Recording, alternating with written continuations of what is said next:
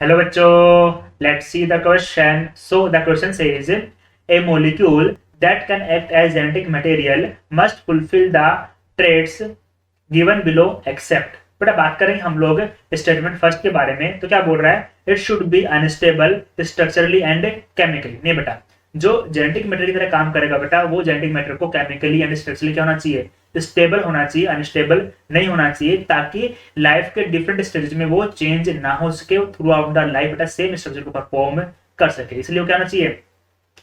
Stable होना चाहिए, unstable नहीं होना चाहिए. सो स्टेटमेंट ए क्या हो जाएगा? इनकरेक्ट हो जाएगा. बी की बात करेंगे. It should provide the scope for slow changes that are required for evolution. बिल्कुल सी बात है बेटा कि जो डीएनए जो हमारा जेनेटिक मैटर होगा बेटा, उसके अंदर स्लो चेंजेस भी होते रहना चाहिए. तो पहला हमने क्या बोला कि जो जेनेटिक मैटर होगा बेटा,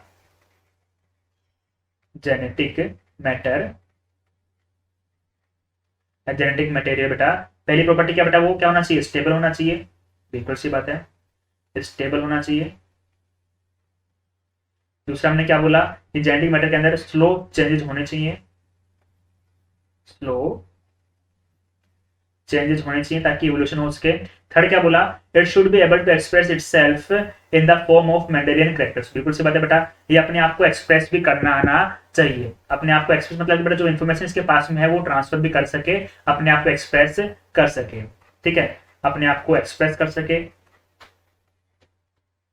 एक्सप्रेस कर सके. सी करेक्ट हो जाएगा. डी क्या बोला? It should be able to generate its replica. बिल्कुल सी बात है बेटा, अपनी कॉपी खुद बनानी आनी उसको चाहिए. Can replicate itself. अपने आप को बेटा वो रेप्लिकेट कर सके, अपने आप की कॉपी वो बना सके. सो बेटा basically B, C and D are correct but A is incorrect. That's why our correct answer will be option A. Best of luck.